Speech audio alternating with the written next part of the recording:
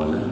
Bapak Ibu yang dirahmati Allah, alhamdulillah, puji dan syukur selalu senantiasa kita aturkan kehadirat Allah Subhanahu wa taala atas berkat limpahan nikmat dan iman yang masih kita punya. Dan tentu nikmat itu juga kalau dirinci juga bakal panjang rinciannya, bahkan mungkin tidak cukup kertas dan pena yang kita punya. Maka sebagai orang yang beriman, tentu kita akan senantiasa mengingat bahwasanya keberadaan kita di muka bumi ini tidak lain dan tidak bukan adalah atas izin, kuasa serta kehendak Allah Subhanahu wa taala. Sehingga apapun yang kita punya, apapun yang kita miliki, apapun yang terlepas dari kita adalah bagian yang harus kita pahami kalau itu juga atas kuasa Allah Subhanahu wa taala. Oleh karena itu maka seorang hamba yang memahami posisinya, dia akan selalu senantiasa menjaga imannya, jangan sampai turun, apalagi sampai drop, apalagi sampai hilang, apalagi sampai menukar tambah dengan keimanan yang lain. Maka ini adalah sebuah kerugian. Oleh karena itu maka pantas ketika kitab Minhajul Muslim ini isi yang pertamanya adalah tentang keimanan, agar kemudian jangan sampai kita hidup di dunia yang hanya sebentar dan sementara, kemudian kita mempertaruhkan keimanan untuk urusan dunia, dan bahkan dengan nilai atau angka yang sangat-sangat tidak sebanding dengan apapun. Bapak Ibu dirahmati oleh Allah Subhanahu wa taala, kita masih dalam rangkaian pembahasan tentang keimanan dan kita masih sampai pada bab beriman kepada Al-Qur'an Al-Karim dengan dalil nakli, dalil yang ketiga yang disebutkan oleh Syekh yang mulia Abu Bakar Jabir Al-Jazairi rahimahullah, bahwasanya poin yang ketiga adalah kenapa kita harus beriman pada Al-Qur'an Al-Karim, karena ada miliaran manusia yang beriman dari kaum muslimin bahwasanya Al-Qur'an itu adalah kitab suci dari Allah dan merupakan wahyu yang telah Dia wahyukan kepada Rasulnya, dan keyakinan mereka yang sangat kokoh dalam hal ini disertai dengan selalu membacanya, menghafalnya, dan mengamalkan ajaran dan hukum-hukum yang terkandung di dalamnya. Gampangnya Allah sudah pastikan bahwasanya Al-Qur'an itu datang dari Allah dalam firman-Nya, Inna nahnu nazzalna dzikra, kamilah yang menurunkan Al-Qur'an. Kemudian Allah juga pastikan berikutnya bahwasanya Al-Qur'an itu akan terjaga, wa inna lahu lahafidun. Maka saya yang mulia memasukkan pada poin yang ketiga bahwasanya Al-Qur'an itu selalu dibaca sejak awal turun sampai hari ini, sampai detik ini.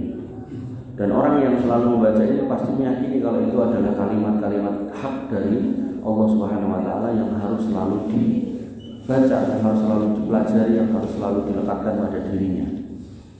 Dan ini berbeda dengan kenyataan sebagian tulisan-tulisan tokoh-tokoh Islam liberal atau yang semisalnya, yang hari ini dia mendapat panggung di kampus-kampusnya, yang hari ini dia mendapatkan panggung di tempat mereka mengajar, bahkan bergelar profesor, tapi tulisannya yang banyak itu tak ubahnya hanya sekedar tumpukan kertas ketika dimasukkan di dalam perpustakaan, dan benar-benar gak berguna. Sampai ada seorang profesor itu dari UIN Jogja, Sahirun Samsudin, sampai dia mengatakan bahwasanya ketika dulu orang Yahudi dan Nasrani di Medina itu dilarang oleh Allah Subhanahu wa taala mengklaim kebenaran eksklusif atas agama mereka. Dan dia jelaskan, jabarkan metode tafsir nopo gitu, saya lupa. Jelaskan panjang lebar potongan ayat ini maknanya gini. Nah, kemudian terakhirnya kesimpulannya adalah harusnya umat Islam sekarang juga tidak perlu memandang secara eksklusif keyakinannya. Tidak perlu meyakini bahwasanya ajarannya adalah satu-satunya ajaran yang diterima oleh Allah Subhanahu wa taala.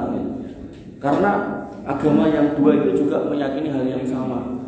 Terus dia kemudian membuat kesimpulan yang buta bahwasanya sikap terlalu meyakini kebenaran agama Islam akan berkonsekuensi munculnya ekstremisme dalam Islam yang akhirnya mengancam peradaban umat manusia.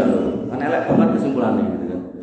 Maka itu profesor Islam dari kampus Islam baru dapat panggung.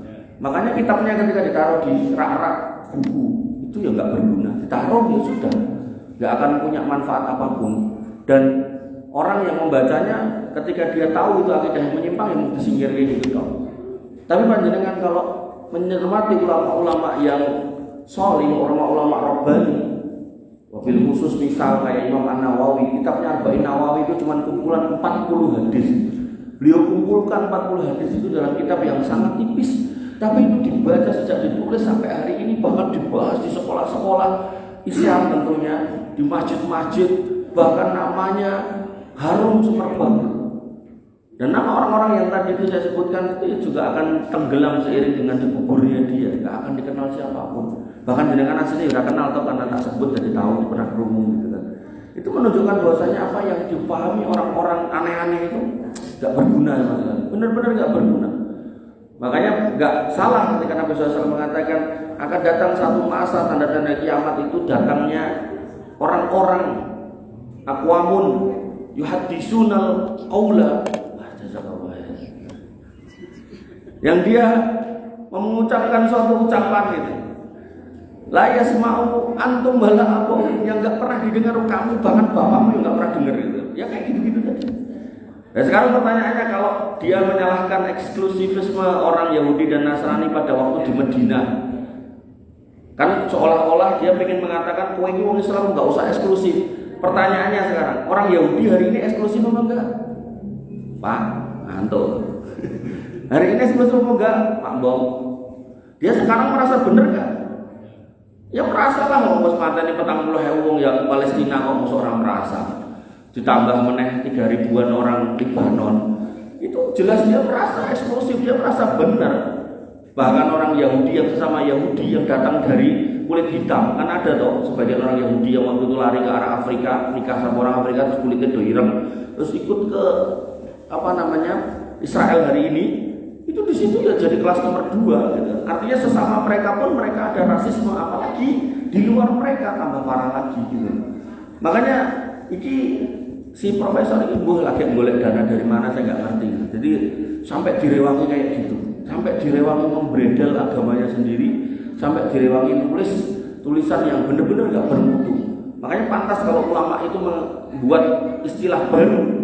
Nah dulu orang munafik itu menyimpan kemunafikannya di dalam hati. Nah saat ini enggak dituangkan dalam jurnal, dituangkan dalam buku, di dalam seminar-seminar, podcast-podcast.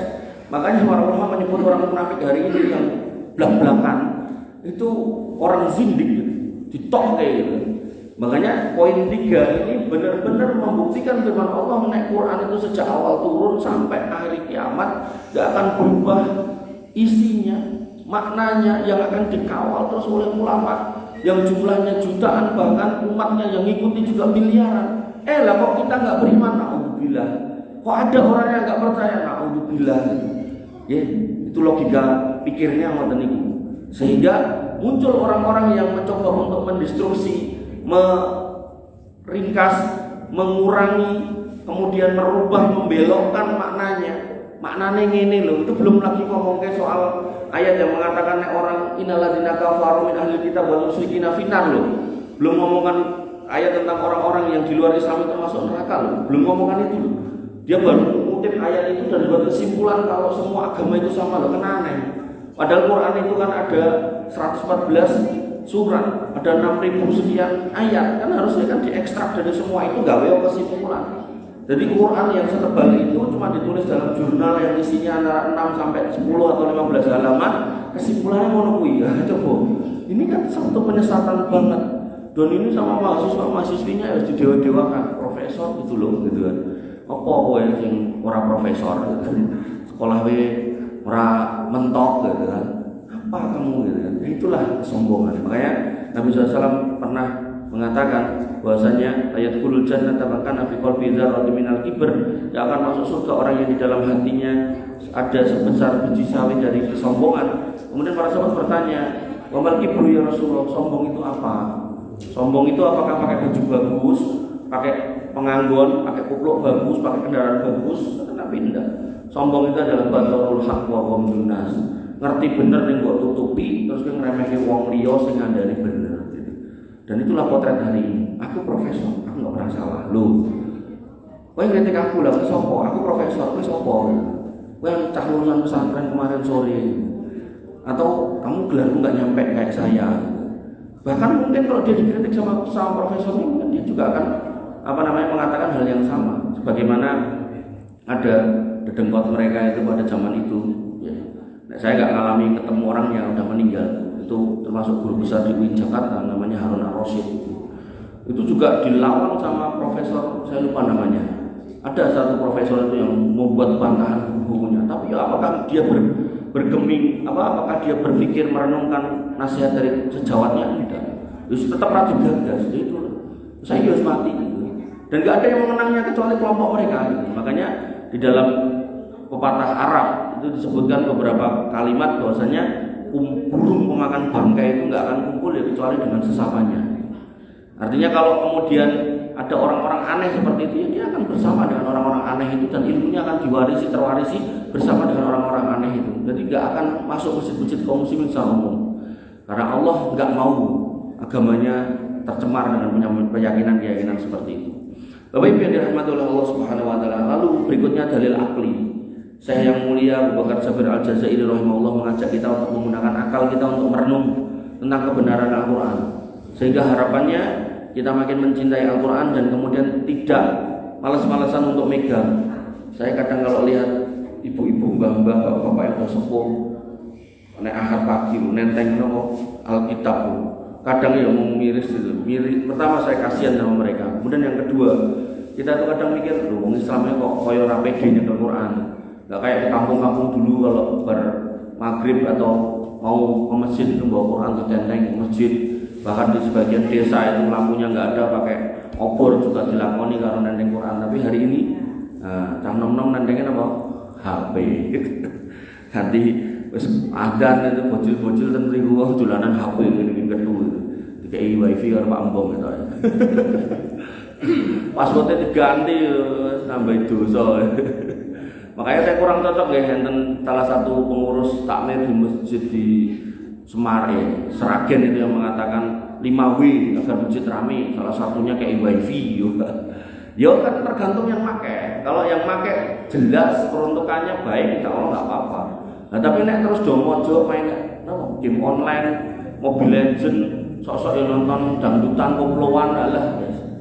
Maka yo takmire malah nambah dosa bukan nambah pahala. Jadi harus clear itu maksudnya apa, wifi itu passwordnya apa, dan kemudian di sebelah mana dinyalakan itu. Bapak Ibu yang dirahmati oleh Allah Subhanahu wa taala, dalil aklinya satu, Al-Qur'an mencakup berbagai ilmu pengetahuan yang akan disebutkan di bawah ini. Jadi Quran itu hari ini nyata dijadikan sumber oleh orang-orang non-muslim di Eropa sana, di Amerika sana untuk digali isinya. Karena dalam penelitian itu selalu harus dibutuhkan namanya novelty, kebaruan. Apa bedanya sing mbok teliti karo sadurunge lan sadurunge. Nah, untuk mendapatkan kebaruan ini terkadang ketika mengandalkan apa yang dipunya oleh manusia kadang mentok. Akhirnya beberapa ide itu muncul dari Al-Quran. Dan itu kalau dikonfirmasi satu persatu itu banyak. Dan ternyata orang Islam yang jadi ilmuwan juga udah banyak. Dan mereka pun juga nyusun, khususnya di Indonesia itu nyusun namanya tafsir ilmi, yaitu tafsir Al-Quran menggunakan sudut pandang ilmu pengetahuan dalam artian eksak, dalam artian teknologi dan IPA dan segala macamnya itu, ilmu alam dan seterusnya. Nah hanya saja sebagian ulama kurang setuju kalau kebenaran Quran diukur pakai itu, karena yang namanya ilmu pengetahuan itu selalu berubah gitu loh. Sedangkan kebenaran Quran nggak pernah berubah. Makanya catatannya para ulama ketika kita mau membuktikan kebenaran Quran dengan ilmu pengetahuan, maka pastikan ilmu pengetahuannya juga bisa diterjemahkan di dalam Quran, bukan Quran sih ikuti ilmu pengetahuan. Karena nek Quran yang harus ikuti ilmu pengetahuan, nah nalar orang itu kadang nggak nyampe. Karena nggak nyampe, akhirnya nanti mikirnya loh berarti ilmu pengetahuan lebih hebat daripada Quran. Nah, itu yang sempat tertimpa atau menimpa Eropa pada masa kegelapan zaman dulu seperti itu. Jadi mereka ketika para pendetanya mengatakan kowe kudu balik ning Alkitab, kemudian banyak masalah yang nggak terselesaikan. Menggunakan rumus para pendeta dan kitab-kitabnya itu, akhirnya sebagian orang pilih bedal, seorang kitab-kitaban gitu kan. Sampai akhirnya ada seorang tokoh, kalau nggak salah ya, Galileo nopo sinten niku, yang menyatakan kalau bumi itu bulat. Sedangkan pendeta waktu itu atau gereja waktu itu meyakini bumi itu datar. Akhirnya dia dihukum mati. Nah, sehingga bertemulah ini para ilmuwan dengan para tokoh agama pada zaman itu. Dan ini nggak boleh terjadi dalam Islam. Artinya ketika kita menggunakan tafsir ilmi untuk menilai kebenaran Al-Quran, maka pastikan si tafsir ilmi ini yang mengikuti Quran, bukan Quran yang mengikuti tafsir ilmi, bukan Quran yang mengikuti ilmu pengetahuan. Bapak Ibu yang dirahmati oleh Allah Subhanahu wa taala, padahal Nabi SAW yang menerima Quran itu adalah seorang yang buta huruf. Artinya gini, ketika nanti disebutkan poin-poin tentang ilmu pengetahuan, kok ini yang menerima manusia yang buta huruf yang dinamakan Muhammad SAW pada zaman dimana orang itu banyak berantem daripada belajar gitu kan. Maka logikanya kan ini nggak mungkin kalau tulisan dari seorang Muhammad SAW, nggak mungkin. Mesti ini turun dari langit, mesti ini turun dari Rabbul Izzati wal Jalalah, Allah Subhanahu wa taala.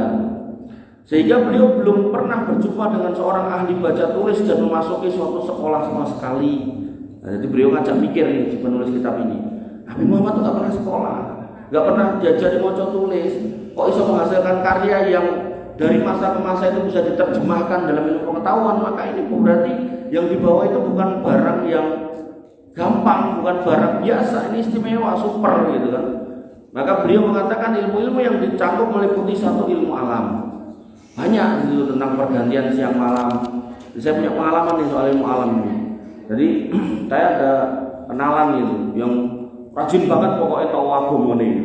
Dia corone saya suruh pindah ke agama dia. Dan dia selalu ngajaknya itu dengan pertanyaan-pertanyaan yang niki berbau ilmu alam. Lalu waktu niki kula mboten ngecek omongan dia. Jadi dia ngomong gini, "Mas, ayo kita uji kitabmu karo kitabku. Ndi sing bener?" Oh siap, kita merasa dari lahir wong Islam kok ngaji Quran kok mosok rawani. Wah ini turah wani loh, gitu, turah kendel gitu. Nah, maka kemudian dia ngomong, "Oke, dengan pertanyaan yang sama ya." Oke, gitu kan. Apa pertanyaannya? Di dalam Alkitab kata orang itu disebutkan bahwasanya bumi itu bulat. Dia ngomong gitu. Ini kesalahan saya waktu itu, saya nggak ngecek ayat berapa, apa kitab apa, pasal berapa, ayat berapa. Nek di Quran kan surat ayat, di Alkitab itu kitab, kemudian pasal, kemudian ayat. Jadi ada tiga turunan. Kitabnya itu perjanjian lama atau baru, kemudian dalamnya itu kitab apa, kemudian pasal berapa, ayat berapa. Itu waktu itu saya nggak ngecek gitu. Adalah saya lali juga. Tapi dia ngomong kayak gitu, saya ingat. Bumi itu bulat, dudohno ning Quran sebelah lagi gitu. Nah enek gitu kan. Baca dia, aku siap pindah. Kita orang Islam yo terus ini loh, termotivasi untuk mencarikan, wah enak lah urusan bener om sore. Akhirnya gini Quran kalau bolak-balik gitu. Kita kok ngarep tekan buri tekan ngarep, tak mulai nih tekan tengah nang buri tengah ning ngarep, betul ketemu wah. Gitu. Yang mengatakan bumi itu bulat pokoknya. Jadi ada kata-kata bulat gitu. Betul ketemu gitu. Bener-bener gak ketemu gitu. Ya artinya jangan nanti nyoba dan ketemu kalau kayak kita into ambong khususnya itu. Nah itu benar-benar gak ketemu. Terus akhirnya dia ngomong, "Loh, ora ketemu loh. Berarti Quranmu sesat ya. Kitabku sing bener, melu aku." Gah gitu kan. Ya saya langsung megah gitu kan. Nah, apakah itu mengingkari janji dalam perjanjian itu? Yang nanti kesimpulannya kayak gitu nggak boleh ya. Artinya tantangan kayak gitu nggak boleh karena Islam itu sudah jelas benar, jadi nggak perlu ditantang-tantangkan seperti itu. Cuman ya sebenarnya Cak Enom pada waktu itu dan mungkin Cak Enom itu rotok bodoh gitu. Dan ini akhirnya ngawur gitu. Tapi saya tetap meyakini Quran itu benar. Maka kemudian saya buka lagi, saya cari lagi gitu kan. Memang benar gak disebutkan bahwasanya bumi itu bulat di dalam Quran. Tapi di situ disebutkan adanya pergantian siang dan malam, adanya pergantian musim, adanya manzilah garis edar atas planet-planet itu. Kemudian ada pergantian tahun. Kemudian bahkan disebut ada perputaran gitu kan. Ini menunjukkan sesuatu yang muter gitu. Nah saya tanyakan, loh berarti ini muter ini berarti benda apa era bunder gitu kan. Kata dia, "Ora Mas, enek benda sing ora bunder ini muter." Opo gitu, aneh-aneh wae iki ya. Ada opo dadu lah. Tukang dadu jebule tidak ngomong gitu. Ya, jadi itulah orang yang kemudian tidak bisa melihat. Jadi umpama dilihat dari kasus itu, ternyata kitab dia anggaplah misal kata-kata itu benar ada bulat. Dia cuma menyebutkan bulat mes. Tapi Islam menjabarkan lebih luas. Bulatnya piye? Oh marai ini, marai ngono, bisa membuat ini dan ada itu gitu loh. Sehingga inilah yang disebut menyempurnakan. Makanya dalam beberapa penelitian itu ketika dikembalikan kepada Quran itu cocok. Sehingga para ulama itu ketika ditanya, orang kafir sudah meneliti sampai ke planet sana, kita belum gitu kan. Ulama yang dikatakan gitu cuma ngomong mesem gitu. Orang popo, mereka kan tak kayak dunia nih gue teliti, gue kudunya ngentek kayak uripmu di gue ibadah marang Gusti Allah. Engko penelitiannya kan dipublis, ya tinggal buat ikuti, tinggal buat contoh. Yo pahit-pahit sithik mau itu jadi paten, yo bayar paten wis ora popo, asal batin lu sugih gitu kan. Ini tidak menghabiskan untuk urusan ngoten niku ngoten lho. Sampai pemerintah Indonesia sampai gedek-gedek mentahun ngentek duit triliunan di ngomong peneliti loh. Akhirnya 5 lembaga penelitian dilebur, termasuk Pulau Tenjerone pada waktu itu gitu kan, dilebur sampai 15.000 atau 14.000 karyawan jadi satu dengan satu badan riset inovasi nasional karena ngentek duit kayak banget gitu kan. Dan ora ketok hasilnya, dalam artian hasil yang nyata gitu loh, sebuah misal niki alat atau benda niki ciptaan BRIN ngoten niku nah, petinggi-petinggi negeri ini tuh rada gelubusar gitu.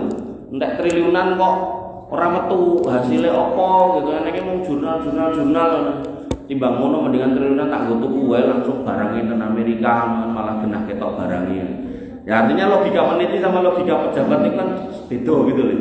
Nah tapi ya itulah fakta bahwasanya terkadang memang kita itu kalah secara teknologi tapi sebenarnya kita SDM kita tinggi, tinggal pemerintah itu mau apa istilahnya mau nyukupi apa enggak gitu loh dalam penelitian. Kalau mau nyukupi ya benar-benar tak buahnya. Tapi ya tinggal integritas dari penelitinya gitu. Bapak Ibu yang dirahmati oleh Allah Subhanahu wa taala. Tafsir ilmi itu saya lupa berapa jilid, tapi saya ingat tuh saya pernah ada di mana ya buku saya. Entah di Jakarta, entah di rumah saya lupa. Itu ya sak meja ngeten iki. Jadi banyak. Di situ ngomong ke matahari enten, bulan enten dan seterusnya sampai saya punya soft copy ini sampai pulau masukkan kata nomor nuklir gitu. Ada pembahasannya tentang nuklir. Jadi untuk ini nek di logika jadi ya lucu. Jadi saya tuh baca tulisan seorang ahli nuklir waktu itu dosen saya di Jogja. Jadi beliau sampai membuat buku Al-Quran dan teknologi nuklir kalau nggak salah. Lo yang penasaran, apa ya enek tahun nuklir yang Quran ini? Kan ra mungkin enek nuklir, itu kan ra mungkin gitu. Apa ya enek saya ya ora pernah nemoni gitu. Rasanya tahu mau coba ngarep tekan buri nang ngarep tapi nggak pernah ada. Kok dia bikin buku gitu? Tak baca, benar-benar tak beli, tak baca dari awal sampai akhir.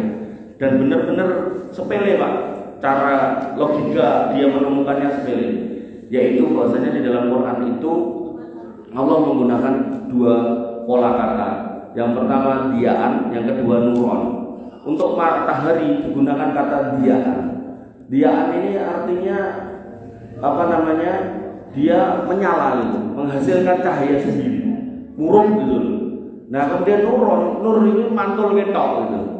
Nah kemudian beliau mencocokkan dengan hasil riset hari ini bahwasanya matahari itu di dalamnya itu terdiri dari inti-inti helium yang kemudian bertemu dengan menjadi reaksi fusi. Nah pertemuan ini menimbulkan ledakan ini kemudian menimbulkan panas dan cahaya dan jumlahnya saking banyak dan gede nih sampai tekan bumi gitu. Adapun yang nur itu cahaya yang dipantulkan, jadi kayak cermin kosongan terus dengan senter kembali gitu. Nah itulah bulan. Nah dari situlah kemudian beliau kayak kesimpulan bahwasanya Quran ternyata sudah mensiratkan keberadaan teknologi nuklir dengan pemilihan kata frase ad-diya dan an-nur gitu. Saya pas motonya gede-gede iso wae Pak ini, tapi ya bener itu. Jadi enggak salah logika beliau dengan apa namanya? Dengan fakta dari ayat gitu kan. Oleh karena itu maka yang harus kita pahami Bapak Ibu yang dirahmati oleh Allah Subhanahu wa taala, ketika kita mau menggali Quran benar-benar dengan segala macam sudut pandangnya bisa. Bahkan saya itu kalau disuruh khotbah Jumat itu paling senang itu membahas sesuatu yang lagi rame.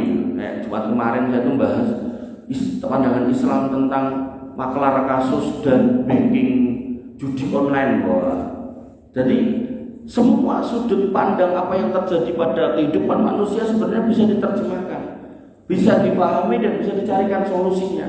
Makanya Allah tegas katakan fasalu ahla dzikri in kuntum la ta'lamun. Tanyakan pada ahli ilmu kalau kamu nggak tahu. Dan ahli ilmunya juga nggak boleh sembarangan jawab yang nggak ngerti gitu kan.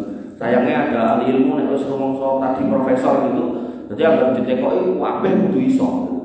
Kabeh kudu iso. Begitu umatnya pun juga sama. Umatnya ketika melihat orang yang dianggap ahli ilmu, apapun yang ditanya harus bisa jawab. Sampai ada seorang syekh yang baru makan di Eropa, didatangi sama seorang misionaris, ditanya, "Syekh, ngomongmu Quran kuwi isine komplit?" "Oh iya komplit." "Ngomongmu Quran kuwi komprehensif?" "Iya komprehensif." "Nah saiki kowe mangan apa, Syekh?" "Iki manganan iki." Datang mriko lak mboten enten reminan iki. Makanan paling larang ning Eropa, paling enak. Nah, saiki aku tekok, iki resep iki ning Quran apa? "Oh ngono, tekokanmu kuwi." "Oh, oke." Mas, jadi sing laden itu, servernya itu. Mas, kalau panggilan chefnya yang masak ini, celuk. Misionarisnya mau domblong, tak teko itu ditekok wong liya. Datanglah itu chefnya yang masak itu tadi. Ini resepnya apa? Oh ini ya diceritakan secara umum aja. Secara khusus kan rahasia dapur dia, nggak boleh kan. Nah, wes krungu tok, dia jawab, "Loh, aku tekok sangka Quran, ora tekok sangka kuwi," gitu kan. Nek kuwi aku ya iso tekok dhewe. Loh, di Quran itu dikatakan fasalu ahla dzikri in kuntum la ta'lamun, takoko ning wong sing ngerti, pakare nek kowe ora ngerti. Lah pakare dhewe aku tekok gitu kan. Jadi Quran itu enggak selalu berisi detail permasalahan, tapi dikutip dan dijelaskan oleh para ulama dengan clear dan dengan jelas. Tinggal yang jenengan takoni sinten gitu loh.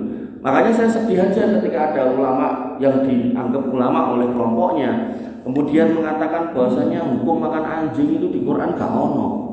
Jadi nek aku mbok kon haramke ya aku rawani wong ning Quran gak enek gitu kan. Tapi nek aku mbok kon halalke aku ya wegah wong aku gila loh. Jadi alasan dia gak makan anjing bukan karena haram tapi karena gila. Lah itu yo keliru gitu kan.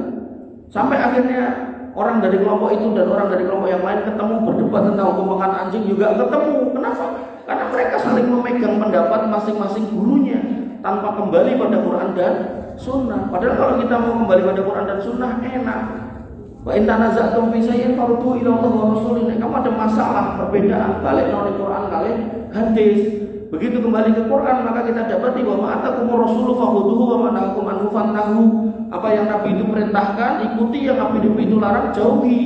Maka ketika kemudian kita mengikuti apa yang diperintahkan oleh Nabi SAW dan menjauhi apa yang dilarang oleh Nabi SAW, hakikatnya mengikuti Al-Quran.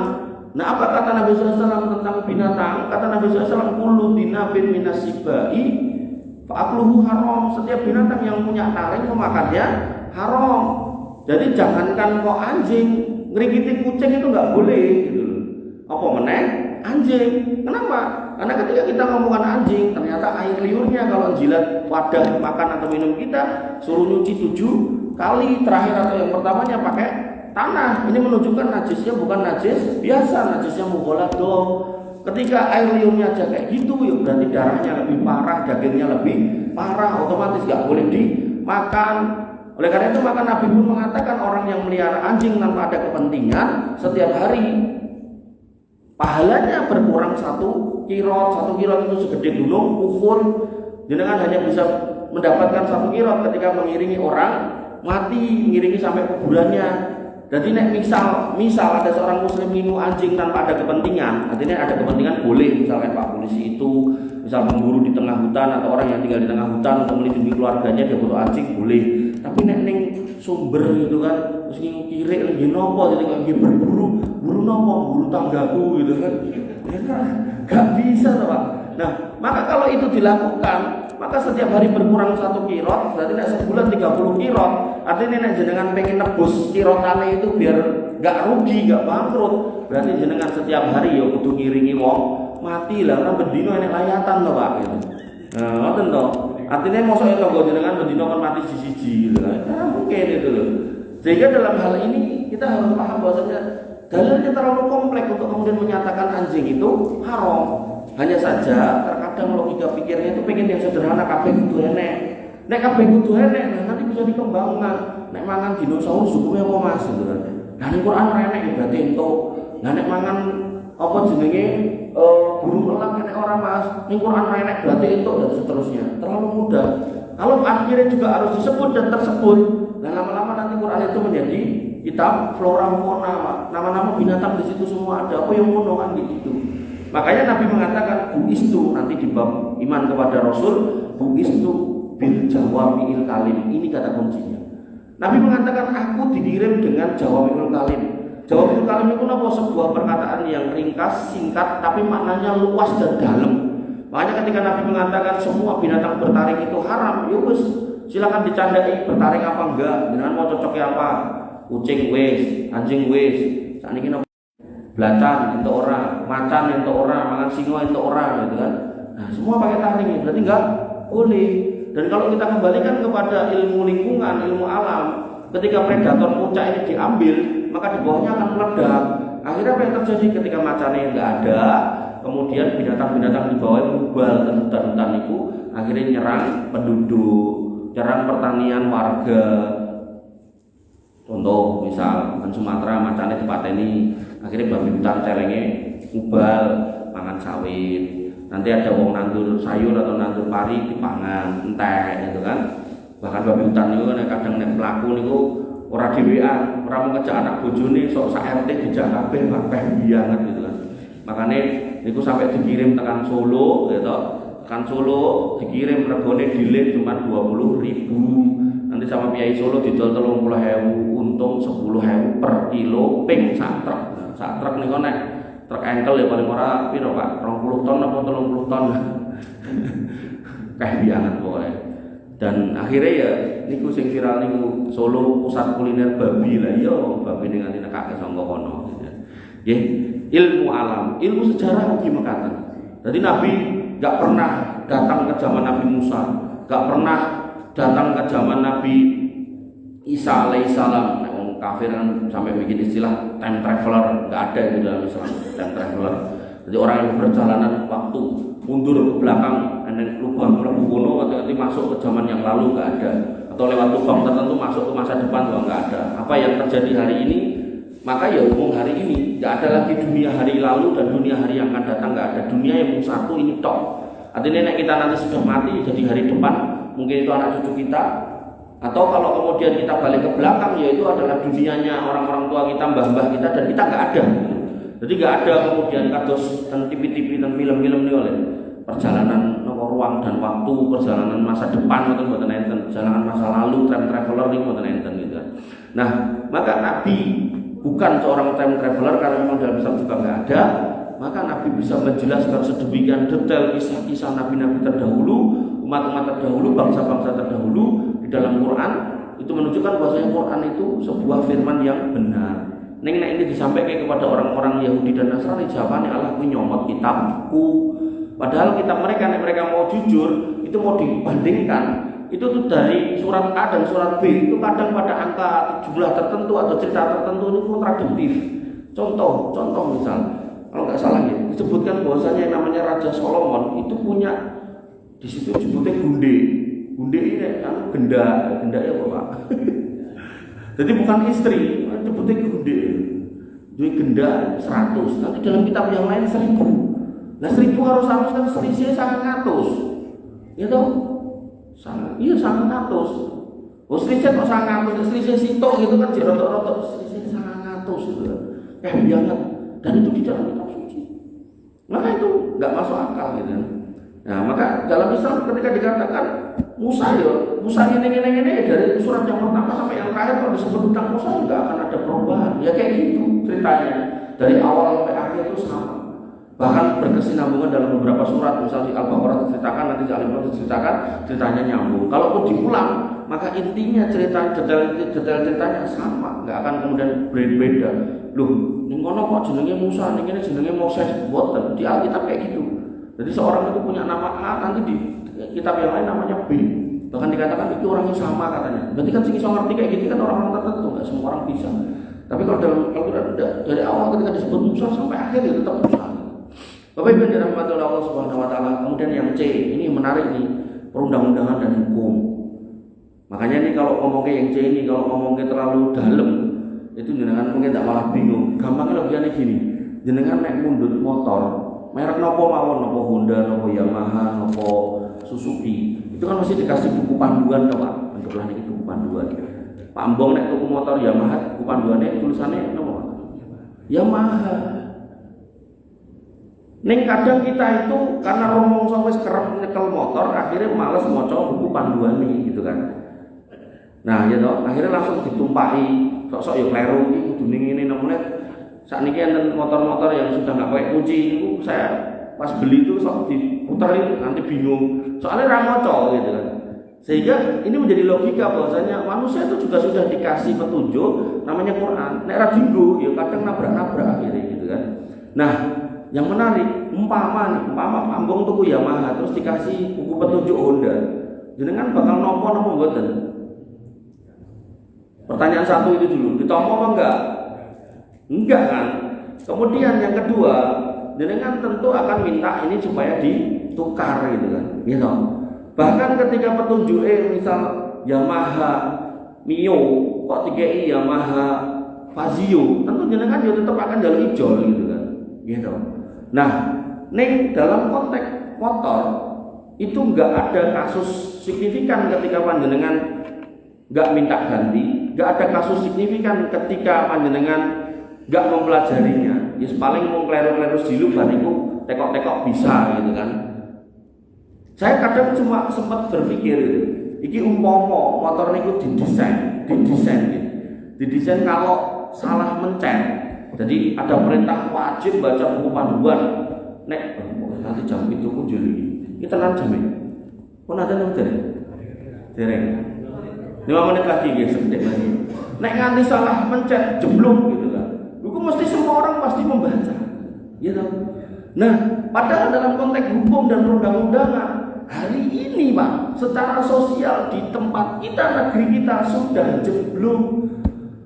Jadi jenengan apa belum nyimak pernyataan Menteri Hukum dan HAM Pak Yusril itu? Beliau kan mengatakan bahwasanya ini KUHP harus direvisi karena KUHP ini tinggalannya londo. Orang yang kemudian digunakan hukum ini untuk menjatuhkan vonis pada pengadilan itu tidak menimbulkan efek jera. Ancamannya membunuh 20 tahun, divonis 15 tahun, 2/3 masa tahanan 10 tahun dilakoni dibebasno orang rampung, bebas bersyarat terus mateni wong meneh gitu kan. Dan narkoba juga sama karena enggak menimbulkan efek jera. Akhirnya beliau kemudian mengatakan ini harus direvisi. Karena hakikatnya Tuhan itu sudah kayak petunjuk dan petunjuk itu kalau nggak dipakai jeblok. Dan hari ini kita lihat benar-benar jeblok itu sosial kita terkait dengan keamanan, banyak plite, rampok, begal, copet, pencoleng, banyak karuan. Dan yang namanya begal itu seorang begal dompet kalau tas meleh, begal bokong barang ya tentang ini gitu kan. Jadi atau semua sing kaya kula rodok semok ini kaya Pak Triat ini dibegal komburi didulit ya. Nah, maka ngeri sekarang ini Pak. Nah, sehingga penjara-penjara itu penuh kebak. Dan yang paling parah Pak, yang paling parah sithik meleh. Jadi Bu Sri Mulyani sampai pernah mengatakan iki pensiunan iki ngebon-boni negara. Setahun ngentekke anggaran 110 atau 120 triliun lho, Pak Triat bakal ngentekke anggaran negara. Padahal Pak Yusril nggih ngomong, penjahat-penjahat ini ngebaki penjara sehingga yo anggarane yo triliunan go makan mereka. Coba dadi penjahat niku gandeng dicemplung ning jero penjara, gelem ra gelem kan negara makani nggih to. Lah pensiunan gandeng ra di penjara diculke negara wis kabotan ning makani. Sehingga napa logikane wae lho. Berarti pensiunan karo penjahat iki luwih mulya sing ndi, Pak? Luwih mulya sing ndi, Pak? Mang jawab, Pak. Luwih mulya penjahat, Pak. Mergone yang kudu dipakani. Pemerintah ngudokke untuk makani. Mergone wis dikerangkeng niku wau. Nah, jenengan tinggal milih. Jenengan sebagai pensiunan ra dikeki pensiunan ning slamet dalam artian aman mergo penjahate ning jero, apa penjahate ra dipakani gen golek mangan dhewe diculke. Ya, milih ndi kan? Pilihane angel to, Pak. Nah, mergone apa? Hukumnya enggak dipakai. Akhirnya jeblok. Padahal di dalam Islam sudah dikatakan inna fil qisosi hayatun. Dalam hukum kisos itu ada kehidupan. Kowe mateni wong pateni jebret selesai. Yang terjadi ketika orang itu kemudian divonis 15 tahun, 10 tahun diculke, anaknya pun ngenteni aja bales dan itu benar-benar terjadi. Karena sing materi Pak iki yo ngerti nek didani anake korbane biyen, dhek pilih minggat ning kampung atau ning kota sebelah, 3 tahun balik rumongsone anake wis lali. Begitu delok kae sing materi Pak. Wong jenenge cah enom mesti yo kelingan. Makanya masih kecil-kecil itu suruh tahfidz karena kelingan banget. Begitu kelingan dia langsung kulon-kulon assalamualaikum babat nganggo arit nganggo celurit. Itu terjadi. Dan kasus itu enggak cuma satu itu, sing ten pengadilan nggih enten, sing ning latar pengadilan nggih enten, sing John K lawan Hercules yo enek walah wis ra karo-karuan. Maka itu semua sebenarnya bukti kalau Quran itu enggak dipakai hukumnya jemblukun. Tinggal jenengan ngurus jodoh, kalih hati-hati, muga-muga jenengan boten dibegal bokonge. Pun ngoten. Kirang langkung nyuwun pangapunten. Akhirul kalam subhanallah.